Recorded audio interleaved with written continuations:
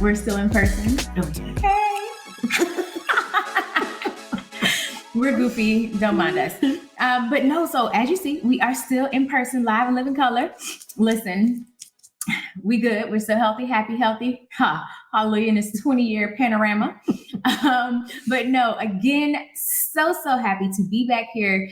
Y'all know season 3, I already told y'all the topics that we are having, the discussions, the guests, just mind blowing, right? Yeah. I mean, I feel like just about every interview we've had so far, I have chills. The entire time. Yeah.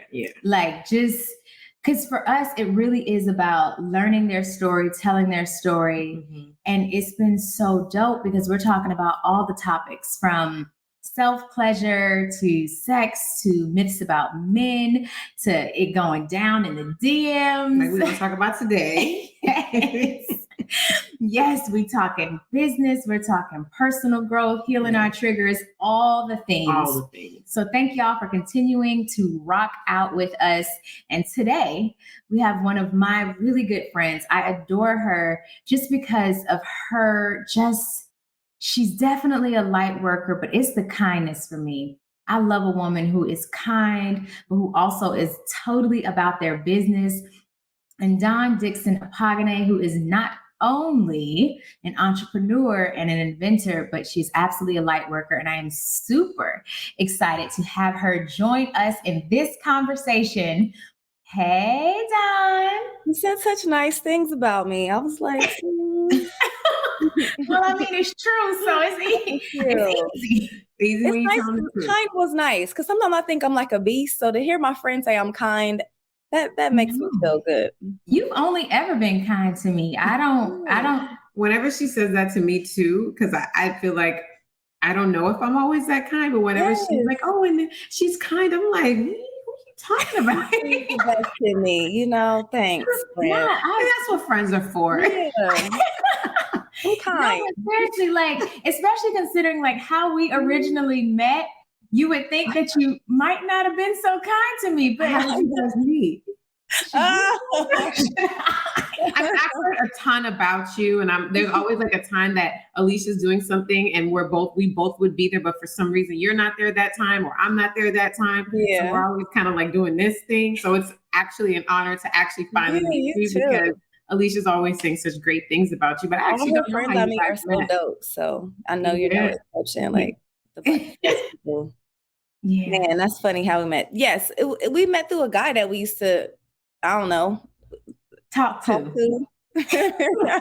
Like he was a mutual friend, or what do you mean? Sure, you can call it that. Okay. Yeah, it was a guy that we used to talk to, and so we met, and it was never because you know how some women, they get real catty and aggressive, and it was never that. It was always oh, who are you? And I was like, oh, well, I'm such and such. Who are you? Mm-hmm. And we just vibed. We went out to LA. We do the same type of by any means necessary type of energy. Yeah. I think the best thing that I got out of knowing him was meeting you. That was a blessing. So I'm so glad. But it was mature on both of our sides, really. I really respected you too. But at the same time, it was you were really creating an environment for your daughter. That's why I respected you, creating have connecting her to do things, make friends. And I'm like, how can you hate on this? They're really just connecting over friendship and their kids. So that's the lesson for women, not to let guys you talk to ever block you meeting an amazing other woman, so. That's a word right there. We could just drop the mic because so many women feel oh, well, if you talk to my guy or if you, then we could never. And it's not we was friends first though. So now I don't play the G code. I don't talk to nobody my friends talk to. But if I didn't that's a part of my code too. Yes. We met, and now everybody's off limits that she ever talked to. Period. Yeah. Period. I'm married now, so but even before that, you talk to her, I'm good. There's nothing. Yeah. Forever though. For me, when people are oh, it's not that serious. Y'all didn't really date like that. You didn't. I'm just there are 7 point something billion people on the planet. I never got it. I never got it. I see it. And it's even happened to me several times, but I'll be like, it just be like a mental note, like, oh, okay. I'm just with the G code. And like anybody who know, it's an unspoken code. And I know who's going to try based on like unspoken codes. And hey, whatever. I'm totally turned off by anybody that you've ever dealt with. Listen, like I had no, like if he was fine, he's like, I can acknowledge that he's obviously attractive, but he just becomes like not even an option anymore. He's a brother. He's like a blood brother. Oh my God. No touching. Oh my God. Can we gossip a little bit and talk? So isn't that crazy with Portia and what's the man name? I don't even know. I don't know the show. I just seen it online, but I don't know the backstory. Well, they weren't, but it's that situation where women feel like, oh, if you're not my friend, then it doesn't really matter. But they were acquaintances. You've been in my house. I feel like once you've been in my house, I feel like my man maybe should kind of not be an option if you've been here. It's a fine line. It's different if like, say you go to somebody's house for an event, you don't really know them and you casually say hi to them. That's different. But that's not what this was. This was like, I'm inviting you over as my friend. You in the pool with me and my man and my other friends. Like we are all here together as my guests. The G code. I mean, that's an example of somebody that just. But again, those people are not your tribe. That's how you see. And sometimes it's hurtful to learn these lessons, but it helps you to know for the future because you got to weed them out. Now I feel completely like I can trust my friends around my husband. But people that was in the past, they had to get weeded out. You know what I mean? So some people I will not be. No, you don't need to be my husband. Oh, I never met him. You shall not. See him on Instagram. See him there. Literally. Because I need to know like I can trust you because I don't have the time or the energy to be tracking y'all steps. Exactly. I need to know like if you're in a house with my man, like I don't have to worry or wonder about whether or not you go, oh, I just slipped up on it. No. They slip and fall on the dick. I don't know how that happens. Women will casually tell you stories about things they went through and they did. And I'm like, if you would do that to her, you do it to me. If you gossip about her, you gossip about me. So I'm just peeping all of the movements. And that's how I determine if it's in you, if it's in your character, I'm good. I'm good. My mama used to say a dog that will bring a bone will take a bone, which basically means if you coming to me about all the things that, especially if it's one of your other friends. And it's so crazy because there was this girl, she was trying to build a friendship with me. And I guess she thought that building a friendship with me meant telling me all the dirt and all the business of our mutual acquaintance about all the things that she was going through, experiencing. And I was just like, the whole time she's talking, I was like, oh, I would never tell her a word. I can't even be my authentic self because if I'm having some troubles, you may tell everybody what's happening. And that ain't it. Now that's a sister code. Like, I mean, it is like that for me is we not doing that. Now that's where, when it comes to like, okay, our girlfriends, our friends, like what we not doing is this. But now for this conversation, this one is about powerful women and dating. Yeah. Because there are so many, I feel like, misconceptions, like assumptions that are made around women who are, yes, powerful, but when it comes to like marriage and dating and all the things. Yeah. And we kind of had a conversation around this, but from the other perspective, the plight of the independent woman, part 1 and 2, where we talked about how difficult it can be when you are an independent woman to actually like be somebody's wife or date or do all the things because of all the, I want to say like the misconceptions around being an independent woman. So I like this conversation. I'm excited to have it because it's kind of like from the other side of that. Like, what does it look like to be a powerful woman and be in a marriage? And what does that unfold like, So I feel like that would be really interesting since we already had the other side of the conversation. Now we flipping a coin and let's see what comes out on the other side. Because like, so you are a powerhouse, the inventor, the entrepreneur, and the light worker. Those are just 3 very small aspects of what you do and what you've done in business. But usually it means when you are so successful in business that for many women, it means that like your romantic relationships suffer. Yeah. So how is it, like, how have you prioritized still having, love in your life, just like you are prioritizing building these businesses? Because for many women, they can't figure that piece out at all.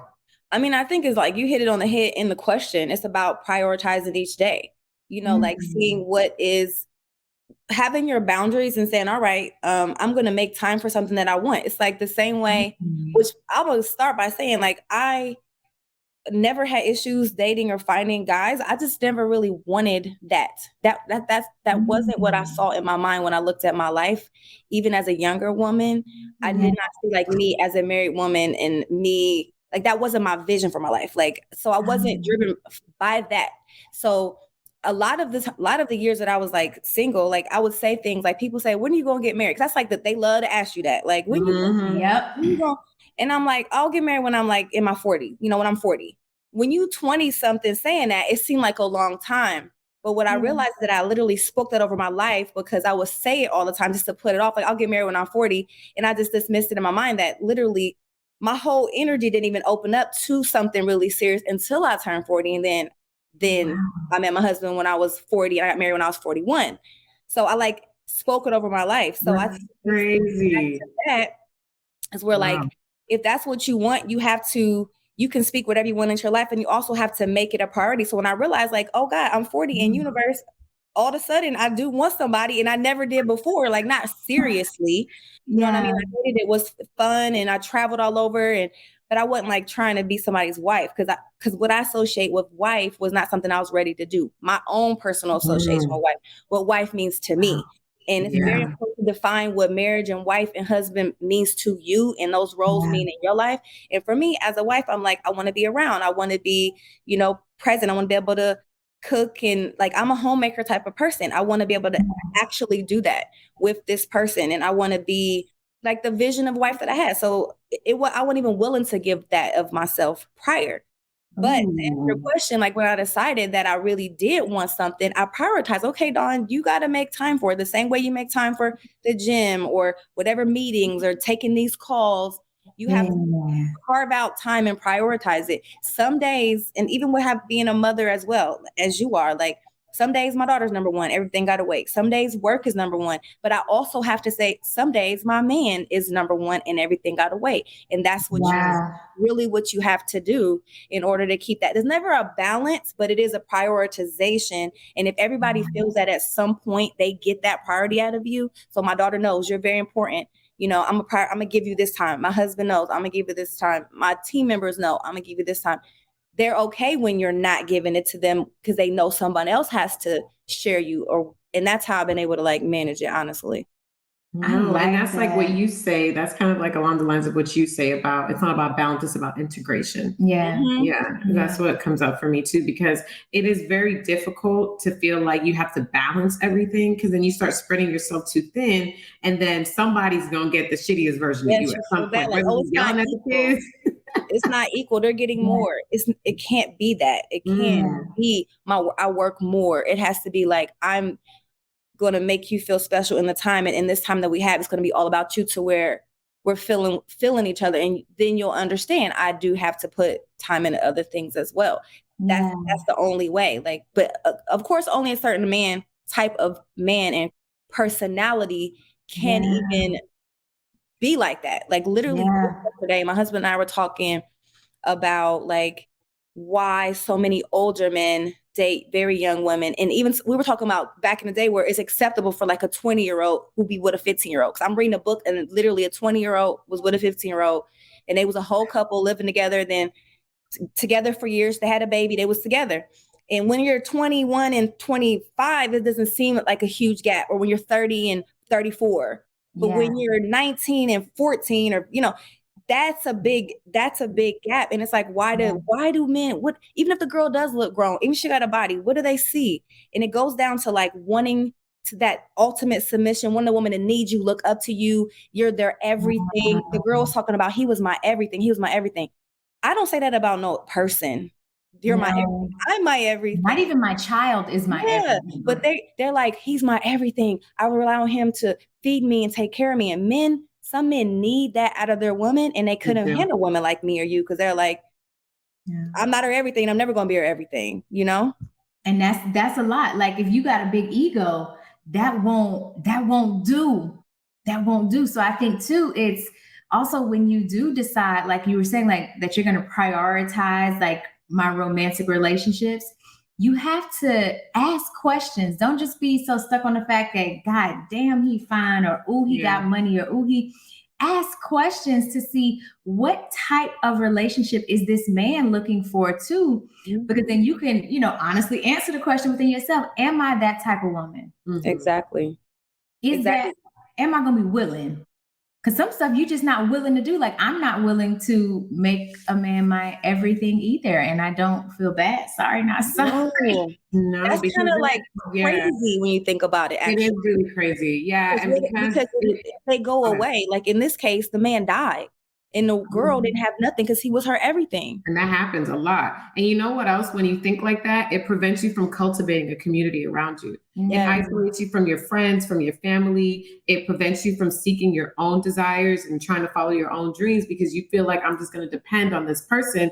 And I do think that sometimes that's where sometimes the independent woman trope can kind of be a deterrent for men, because now I feel like you don't need me at all.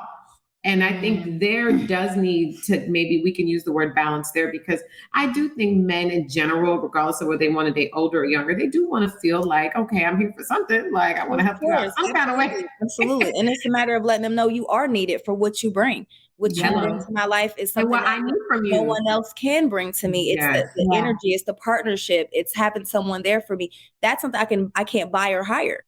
That's a genuine thing. So when you say, what do I bring to your life? You bring that partnership, that friendship, somebody I can build with. That is nothing else that nobody else brings. And so, but they have to know like what their role is like very special. And no, it might not be a financial need, or no, my life won't shut down tomorrow, if I'm alone, but it will be a big void, because the space that you feel is very unique and it's very authentic. And so I think it's a matter of us as women communicating to them the needs that they do meet, and really sharing with them the value that they bring on a regular, because they do need that regular encouragement. Like, I thank you for the effort. I see that you're really trying to be helpful and doing this for me. Or, you know what, you really bring a lot of peace to me. Or like, I had a rough day, like your energy, they need to hear that too. Also learning the love languages is very important. When you're like somebody like me, like I ain't got time to try to guess. So like in the very beginning, we like, what's your love language? Let's do these quizzes. Let's be very open to doing all of this stuff. So figure out like how to best communicate with each other. And obviously it's always a lesson, but using the tools that are out there. I mean, I don't know about y'all, but when I was younger coming up, wasn't no relationship tools available. No, zero. No. Like there's this new one that I started using. It's called the Paired app. PAIRED. Okay. Game changer. Like it forces you, not in like a bully type of way, but it forces you to have some of the most unique, challenging, and introspective like conversations with your partner. Oh, I like. Okay, good. Like I adore it. The types of questions you talk about, like pet peeves, like you talk about like triggers, or you talk about like, how do you feel love? Like what makes you feel the most love? Like it talks about so many things that you just don't think to have conversations about in relationships. And it helps you too. If let's say, for those who are already in a relationship, it really does help you to figure out like, okay, this is a human who, you can't force them to be like you because they are different. Right. It's not just a person who's filling a role and they're just going to do every single thing that you want them to do. Like that's not it. Right. So it forces you to learn about them in ways that you might not think to learn about, like figuring out like what their attachment style is. Yeah. Like all the things. I love the app. I am a huge proponent of them. We might have a sponsor. We did that stuff in our premarital, because as you know, we met on Instagram and got married within 6 months. Yes. That's very fast. What? Yes. Okay. And so we had to get to know each other after we already was saying, I mean, everybody knows the beginning, the first 6 months better be like bliss and amazing. Amazing. So of course you want to get married. Don't everybody like in 6 months? You know what I'm saying? Yeah. So we're like, all right, we really are going to get married. Because again, back to me calling things into my life, people will be like, you know, mentioning I can't wait to be a bride. And I always say, I don't want no wedding. I'm eloping. Like I am going to pop up married on y'all one day. I would just say that because I know my personality. I'm going to pop up married. That's exactly what happened. We literally just got engaged in February and got married like the first day of lockdown in March. So it was very fast to the point where I'm like, hey, I got married. And they're like, to who? Because they didn't even ever hear him because I just was only knowing him 6 months and I didn't post him online. I wasn't talking about it. Yeah. So we were like, okay, before we get married, and then soon as just continuing into our get marriage, let's work with this coach to just make sure that we're talking through everything that, you know, accelerating a lot of these conversations and make sure like we are ready to do this because there's more to this. They say honeymoon phase, as you know. What were some of those things that you felt like you really needed to know and figure out, you know, prior to, you know, doing things quicker? Is like, I like that you use the word accelerated because that's exactly what it is. Mm-hmm. But you, instead of some people, I feel like they'll do something fast and still not do the work in the process. And you can do things fast and still get the same result as someone did it for 10 years. But you may have to, like an accelerated program. It's still the same degree at the end, but you just got to work a little faster. What are some of the things that you really were like, okay, we need to figure this stuff out? You know, a living style, expectations as far as, you know, like household expectations, roles, you know, time expectations. How you look at family? What do you want out of a family? Like children. I mean, I was really like, I'm older than him. I think 12 years older than him. So it's like, what are you, you know, those kind of things. Like a lot of, how do you live your life day to day? Are you messy? What, you know, like just these kind of things, but it wouldn't be a straight up question. Like, are you messy? It's really the way they ask the questions in psychology, because the things come up. We be in denial about a lot of our things. I learn more about myself, you know, because I feel like I'm very self-aware. I've done all the self-work. This is what I say. I'm self-aware. I've done all the self-work. I'm in 5D. I am so high on the elevation. I am ascended. And then somebody pissed me off and it's like, I am descended. all the triggers. Like, I'm like, hold on. So you learn so much about yourself and your triggers. Like, how have I done all this self-work and I can still just turn up? Like, we thought we were past this. I thought didn't we just... Now, I do see the growth. I won't hit people. I see the growth, but still, it's like, what are these triggers? And the marriage work made me realize, go deeper and to say, what is this trigger? Where did this come from? Yeah, I did a lot of inner child healing work prior to meeting him because I went on my whole like 10-month discovery of myself all over the world. So I did a lot of inner child healing work, but it's easy to say I'm healed until they trigger that inner child again. You know, and then you got to remember, you got to decide, am I really healed or am I about to? But you're not, and you realize it's constant healing, and eventually some things do. But then I thought about it like, there's a reason why old ladies be knowing it all and wise as hell, and then you about to die because it takes that long to figure the shit out. And then you're old, but then you die in peace. But you can't, and that's all that matters. That's all that matters. We're just practicing and making mistakes to be this wise old lady. And then it's like, you know, I hope it ain't too late to put it into practice, but it's a constant learning. Every time I think I have completely made it, I do something to myself and I'm like, okay, go back. Yeah. I think the only thing that I feel like I am truly over is like, I will not hit people anymore at all. No, I will not hit people. Yeah, I used to. But the old me, sis would turn up. Yeah, let's fight. Like I can't imagine actually hitting a person right now. I can't even imagine. Yeah, I can't imagine it. But there was a point in my life that's literally the first thing I want to do when I'm upset. I just want to like, there are people that like they like get angry, they want to cuss you out, and like I remember being in school and like back in high school you like cuss you like before a fight, everybody's cussing each other out. I just be sitting there like, what? Why are we going back and forth? I'll swing. Yes. So even in my 20s, it's funny to look back where I will be ready to fight. Yeah. All the time. Yeah, I was ready to fight. And that's not that I'm proud of, but I'm proud of my growth because I literally cannot imagine And it doesn't come with age. It's not about age. It comes with work, because I know people my age and older that still fight. That was still, we see on Housewives all the time. Age doesn't mean anything. You must do the work, and you must get the wisdom. And it doesn't, which is also why I can marry somebody that's younger than me, because he is well above his age, his years in a lot of ways that are important, So I also think it's just not to judge people in general by their age or by their, because you just never know like what life experience, what it gives you. I love that. I love that mentality, because it's not going into it with whatever your preconceived notions are. Yeah.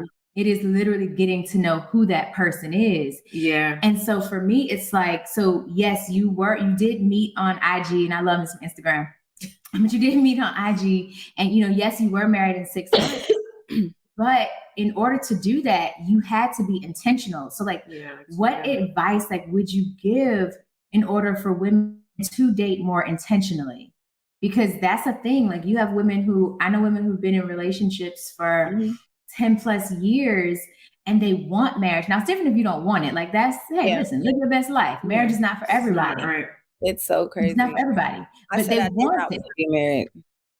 So you said it was funny because you said people express what you want, but I think it's just about expressing what you want. Like, that's it. In our very first DM conversation, he asked for my number, and I said, use it for what it's for, because I don't want to be WYD to death. I don't want to be, I don't want to be Grand Rising. Good morning, Queen. I don't want to be, don't text me all the time. I'm old fashioned in the point of like, you need to have a conversation with me. I'm not going to sit up there and text you all day long. You need to make time to have a conversation with me. If you want to get to know me, you have to get to know me by talking to me or spending time with me. If we're in different cities like we are, you need to be putting significant time and getting to know me on talking to me. So I just said to him, use it for what it's for. He knew what that meant. He got it. Don't text me to death. And so he said, can I call you tomorrow? Okay, set up a time. Can I call you tomorrow? Yes. The first time we talked for 3 hours. And really in that first conversation, I was like throwing out stuff like, it certainly wasn't like an interview, but I would just be in conversation saying stuff like, oh yeah, I do angel card readings. I would just be saying stuff that in the past, other guys would have a different way about. Like, I know the kind of person that I want. I know how I want them to think, a global minded person, a person that's flexible. I knew for a fact I was not able to be with a person with a 9 to 5. It just doesn't fit my lifestyle. So all these questions that I'm asking, like, and just in conversation, not in an interview style, but just like sharing about myself and creating conversations will open for them to share it. We literally talked for 3 hours, and I knew at least this person is tribe. Like, we are aligned and we are on the same page about so many things. So it's like, this is tribe. You meet people, it could be women too. Right away, okay, this is tribe. Yeah. All right. Now what? Can we date? Because I have male tribe members. Yeah, but you can't date all of them because they're in the tribe. Yes, just because they align with you in some ways of thinking. There's other more fundamental relationship things. So now we vibe on energetic level, spiritual. Okay. All right. What's your goals and ambitions? Because my partner. So I just talk about, I can hear cues to know if this is a good partner for me. Words you gotta listen for. But again, it goes back to being very direct about what you want. It's not being demanding to say, listen, I really am looking to be married and have kids within 2 years. That's my personal goal. Yeah. And somebody will align with that. Me too. Like, it's crazy. I meet so many guys that I consider to be good men and are friends of mine that are ready to get married and really want a wife and have not been able to find women that align with them. Wow. It's the same thing that we go through. Black men are going through right now as well, because they have a standard of kind of woman. And I have one of my friends, like, I just want to have a baby. I was ready to have a baby. He's 45 or 46, no kids. He want a baby. He keep meeting women, and it don't be the one that you want to have a baby with.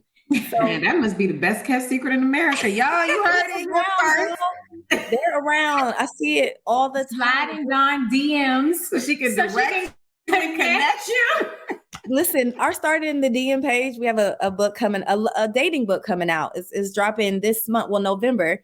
And we're doing that on our DM page, like, just not me personally, but it's creating a community of like making these different connections and making people more comfortable to say we met online, because it was such a stigma, especially in my age group.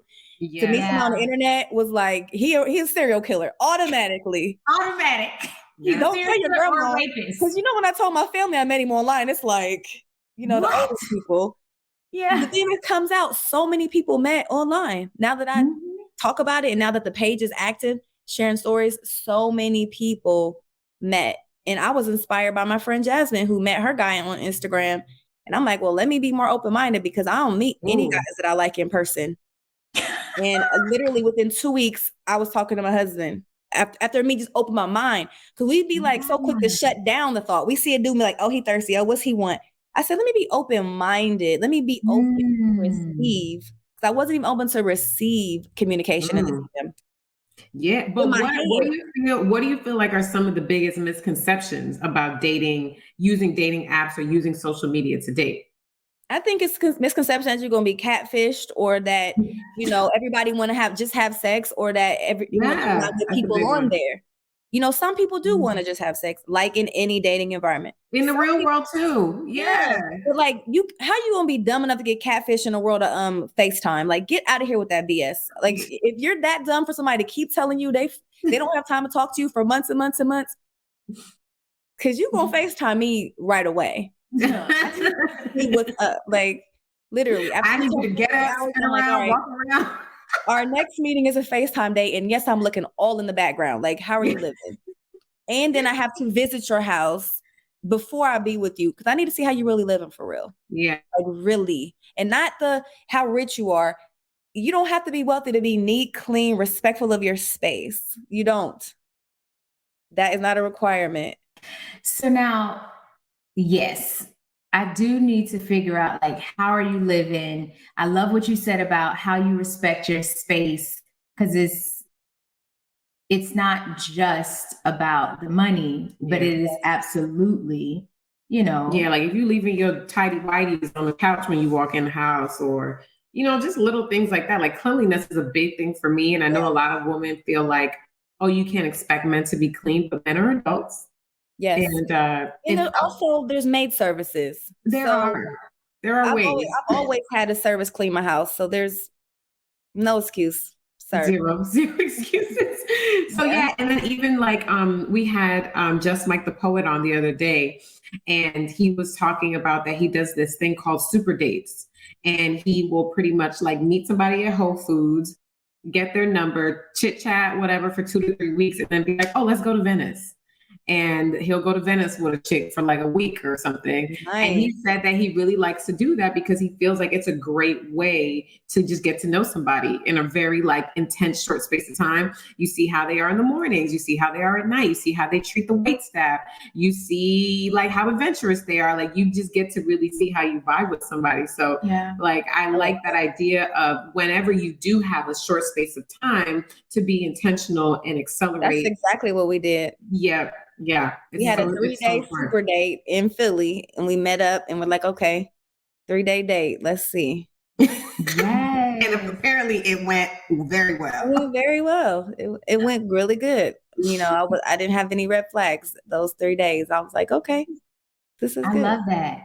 And then let's talk about the elephant in the room too, because depending on the type of woman you are, for many women, and if let's say I'm not speaking for nobody else but myself, they feel like, okay, if we go on a super date or we go on an extended date, it automatically means I have to fuck you.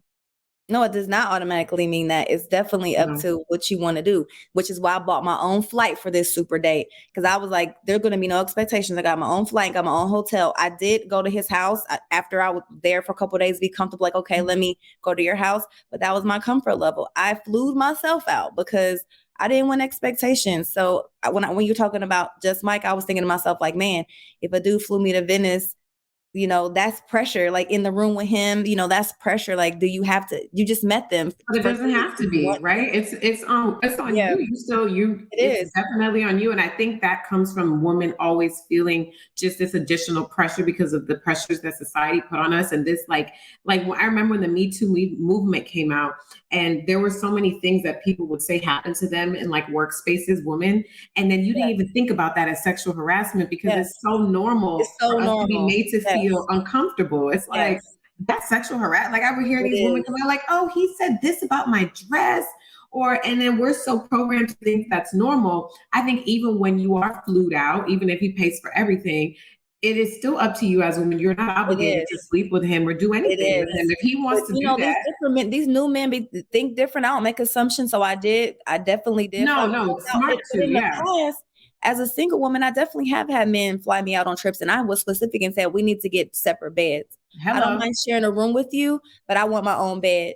And I've done that multiple times, and I did not, I wasn't feeling them. And if I like you, I can move over to your bed, but I'm going to keep on doing this and enjoy our time. Like, it's really about the energy, but it is okay. You're right. If they pay for everything for you to still have your boundaries, it's not, they're not buying sex. They're taking you somewhere to spend time with you. They want to buy sex. That's very available and easy to get. So that's not, and it goes back to everything you were saying about just being very vocal about what it is that you want and having that clarity and not being afraid to speak up and say that. And that's another thing that for a lot of women, it's not that easy because we're just so taught to just be like, okay, and be agreeable. And you don't want to be that bitch. You don't want to be like a girl that's too difficult. They'll be like, he has other options. I want him to still like me. Like, I've learned this from being with my husband. When a man knows what he wants, he's clear and he goes for what he wants. That part. You don't have to wonder, I was so used to dating like American men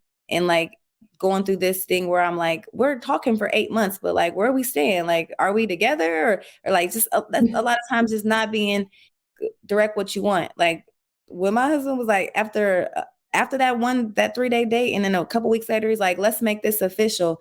And I wasn't even thinking that because I'm older, he's younger. I'm not used to guys wanting to be your boyfriend in a month. At first I was like, wait a minute. And then I was like, hold on. He knows he really wants to be with you. Why are you resistant?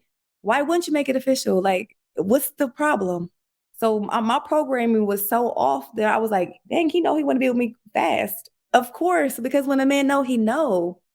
And that's what we need to be confident in. You should not ever have to wonder like where things stand or where's it going. And I told him on our very first conversation, I don't want to get married. I don't want to have kids. How did I end up married in 6 months? Like, maybe the trick is reverse psychology these dudes, because I definitely said that. Listen, I don't want to get married. I don't want to have kids. I'm really enjoying my life. I'm retiring in a couple of years. He's like, yeah, okay, whatever, in his head.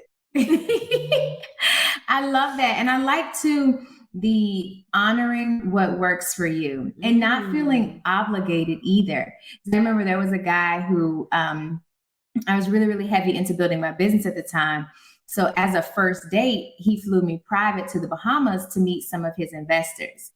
And he thought that because he flew me, that it also meant that he was obligated to my vagina. And so he was quite upset when we didn't have sex. He's like, I've flown you private now. Like he finally had the conversation. He's like, I've flown you private now like 3 times and we still haven't even had sex. I don't understand. Any other woman would have been fucking me by now. And I'm just like, sir, wait, what? And this for me was a proud moment because I, grew up with a really low self-esteem. So I thought if men did things for you, you had to have sex with them. Mm-hmm. I thought like that's what it meant. Like, because you did this for me, I have to sleep with you. Like, not because I wanted to, not because I necessarily liked you a whole lot. Like, I'm doing much better with my child. I promise. We raising her so different. That's the point of it all, right? Taking the lessons and sharing that with our daughters and the young women in our lives in general. Another woman, yeah. And I love that. I love the idea around just kind of taking responsibility for the experiences that you have with people. Yeah. As opposed to feeling like, oh, because you did this, I have to do this. It's like, no, this is what's going to happen. This is where I'm at. If you can meet me there, great. And I also wanted to talk about the fact that you said that you've been in situations where it was 8 months and you were still confused. And I think a lot of times women allow men to just string us along and use time as a deciding factor. And the truth is that 90% of men know within about 5 minutes if they really want to fuck with you or not. Yes. And they will admit that. Like, we've had men come on here and be like, oh, less time. So a lot of times they're using time just to kind of have their cake and eat it too. Yeah. When a man really knows what he wants, honey, in 6 months, you will be somebody. You don't give an ultimatum. You don't got to be like, well, when am I going to get this ring? Or I got to get this. I never mentioned anything like that. It was all the energy. It was energy. Yeah. Yes, it's not the pressure. They don't like that pressure anyway. So it's a way to communicate that you're in a place in your life that you're ready for marriage and children or whatever it is without being pushy and having pressure. It's a way to communicate, you know, and that's something that a lot of times we have to be more delicate with our approach, you know, when we're dealing with men, because you don't want it to be the pressure, but you also don't want to just like leave it up to him and have him to read your mind what you want. But that's why I feel like in the beginning, communicating like, yeah, in the next 2 years, I really would like to be married and have children. You know, that's something that I would like to plan for my life. Of course, I'm going with the flow, but this is where I'm going. And how do you feel about those things? And they'll tell you, you can look in somebody's eyes and the way they react to what they really, if they really are genuine about what they're saying. A lot of times those men will lie to our face and we'll know they're lying, but we don't want to believe what ourself is telling us to be true. We know, we just don't want to believe it. You know, you see the signs and you want to be denying the signs. And I tell my friends this all the time, like you repeating the same things and you're wasting your youth on these men, and you're going to look up one day and it's all gone. And then they're going to go get somebody else because they're just dragging you along. Like don't waste your good years on somebody that doesn't know what, they're not aligned with what you want. Like you don't have to do that. Period. Exactly. So I know you said that you decided to become open, right, to the idea of dating online or using social media because your girlfriend had met her partner online. So that's how you became open to it. But what then inspired you to write the book? Like, now you have always been a gym dropper, you know, you stay dropping bars, hipping folks to the game. But what made you be like, you know what, let's write a book about it? Because first, I did a tweet with our pictures we took last year and started in the DM. Now we're here, and it went viral on Twitter. And it was like, you know, it was a funny thing between us that like, you know, that we should share our tips, like share the DM that got my attention, right? Like, because guys would think like, I could never slide in a woman like y'all, you know, your DM and just pull you, right? You're a stranger. But like, what was the DM that got a woman like my attention of the hundreds, thousands of DMs I get, especially because I crowdfund. So I do get thousands of DMs. And what made me answer this man? And so it's like, and also I wanted to remove the stigma of like, it's a desperate thing if you date online, or it's less than quality if you date online. It really comes down to being, you have a wider pool now. You know, it's no longer that you can date who's in your town. Social media and dating apps has widened your pool. So there's nothing wrong with doing that, but there is a way to do it intentionally and get what you're looking for. So it's not a marriage advice book. It's really like a tips of do's and don'ts of dating online and what worked and what we didn't just talk about us. A lot of we'd actually researched, and there's research in there and information about what does work, and then how to convert like the online connection to an offline connection. So it's not a book about us. It's not a book about us so much as it a book about the things that we have seen that works for us and other couples that we have talked to that are having a good relationship after meeting on a dating app or on a social media app. So it's just tips, like the type of things to say. And a lot of people are not as fluid as us and comfortable speaking like we are here. People don't even know what words to use. They're awkward in that way. Yeah. And so I feel like I wanted to be okay for successful women like us to be online dating and not be like, I don't want nobody to see me on there. I will be on a dating app and then I'll be like seeing people I know like, oh my God, they on here too. But you know what? It's okay because you're single and it's how you present it's okay to be seen on a dating app. Doesn't mean you're desperate. It means that you're open to meeting someone that's going to treat you the way that you want to be treated. You're open, and it's okay to be open. Yeah. And I wanted to and you're talking about like just doing what works. A lot of times powerful women have like a lot more masculine energy. And a lot of times that energy is intimidating to men, right? Because that energy is what usually propels us to get to a certain level, to get that material success, to get professional success. But then men oftentimes are like, or some men, not all men, some men tend to be like, ooh, that's going to be too much. So have you been able to, do you feel like you've been able to find that balance where you use your masculine energy to keep propelling your businesses, but then know how to turn on the feminine in your relationship? Or where are you guys with that? I mean, I'm just myself all the time. I feel like I'm a great yin yang balance of masculine and feminine. And the fact that my husband has a very strong Black woman, African woman that raised him, and he was raised around women who were successful. He's not intimidated by that. So he doesn't have mommy issues. You know, men who are not used to seeing strong women, and their mother wasn't a strong woman, they don't know how to relate to that. When men who see their mother get abused, men that see their mothers getting treated less than, they internalize a weakness in a woman, either they know it or not. Men that see a woman growing up and being strong and being successful, having her own businesses. His mother is a bishop. She has multiple businesses. So that's all he knows. That's the kind of woman that he can relate to the most. So yeah, the same thing, now don't get it twisted that like it don't get on his nerves sometimes, but he'll tell me like, this is a reason why I love you as well. Like, yeah, this shit get on my nerves sometimes, but I see this in my mother, and this is what makes me really attracted to you because of that. So you got to find somebody that gets you, like that have seen who you are, and something like who you are. That's why you got to look at people's moms to see how their mom are for real. Yeah, their parents, and you have to remember that. Yeah, and you have to remember that it's a partnership.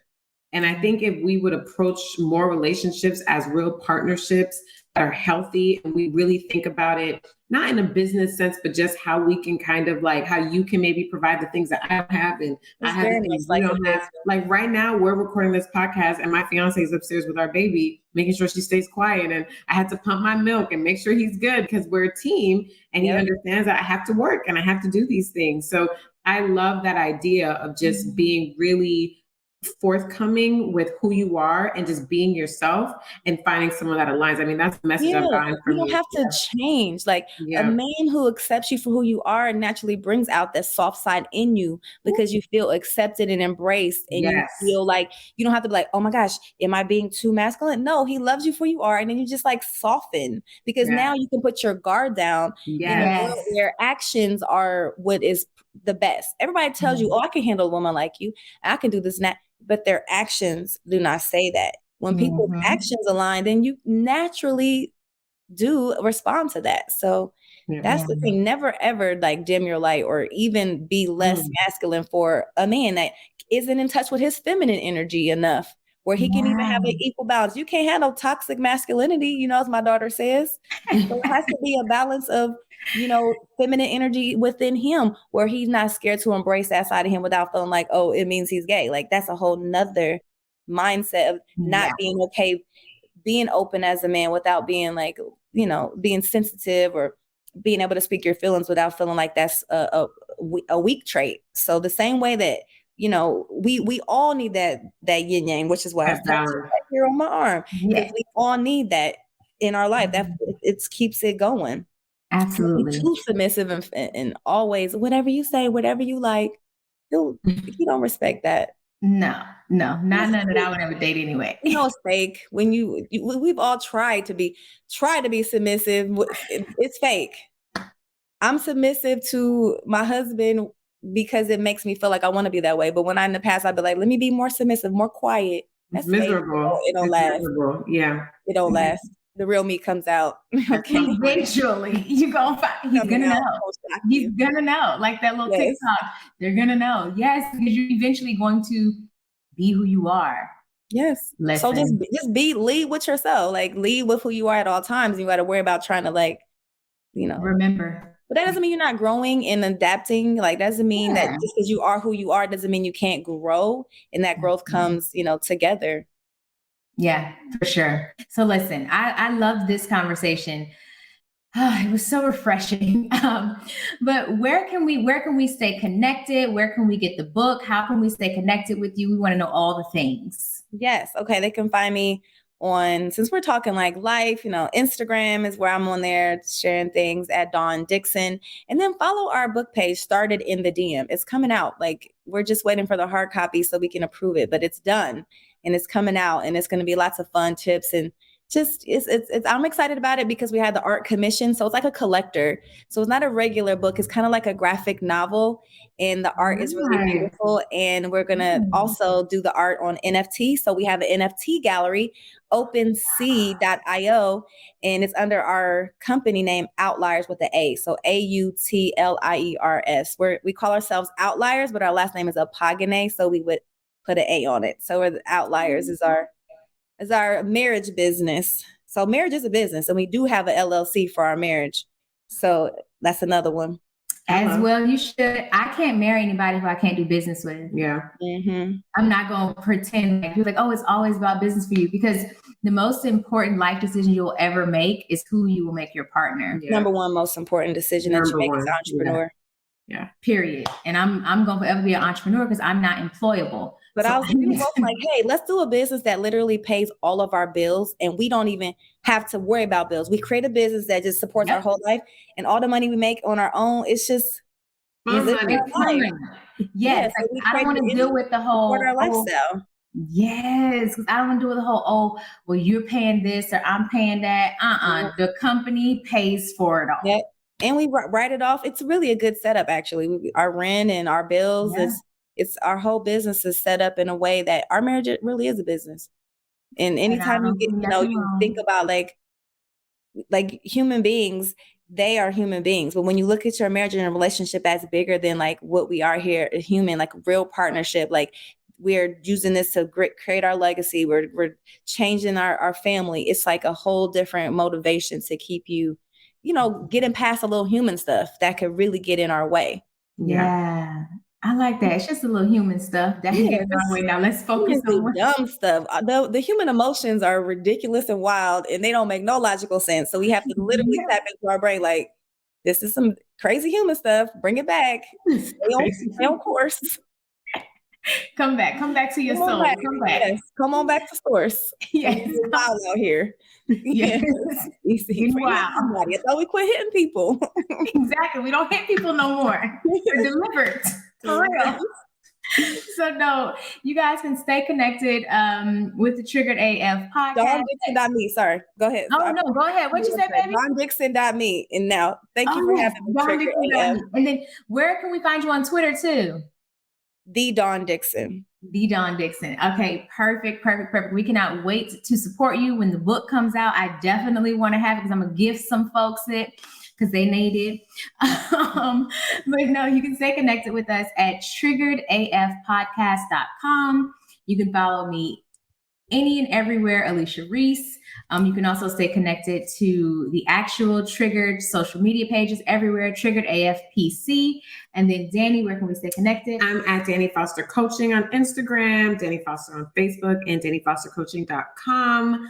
Thank you guys so much for tuning in. Thank you so much, Dawn, for all these gems. I'm taking notes. I'm like, I got to make my marriage a business. Let somebody grab me a pen, something. Like, this was awesome. And we so appreciate you taking the time just to help people and, and to just let people know that it's okay to just step into that version of themselves that attracts the things that they want, living their life on their own terms and just doing things their way. You're like the embodiment of that, just from everything I've heard from Alicia and just now finally getting to meet you. So thank you so much for sharing this space with us. We definitely are grateful for that. I love what y'all doing. Thanks for having me. It's nice to talk about other things besides work all the time. So thanks. Yeah. Well, you see, I didn't even, because I know you talk business, but it's like she's more than just what she does in business. I appreciate that, for real. I want to talk about more than just the business. I know you're successful. People know you're successful. I want the human, what you do in business doesn't make you a human. Yeah. But I want people to see the other side of it. Yeah. Thank you. That means a lot. I do like that. That's why I was excited to get up and do this today, because I knew it was going to be some good convo and some realness and good energy. So thanks. Yay. Jinx. All right. Awesome. So thank you again so much. And we will see you soon. Cannot wait to get the book started in the DM. So until next time, y'all, bye from your Triggered as Fuck fam. Bye. Thanks so much for listening to this week's episode of Triggered AF. Remember, don't be consumed by your triggers. Confront it and then work to release it. Whether you leave us more triggered than you came or you're feeling like you've been open to a new perspective, our hope is that you've grown. Make sure to share this episode with a friend who's trigger happy and tag us while you're listening. We can't wait to hear from you. Until next week, pull it together, girl.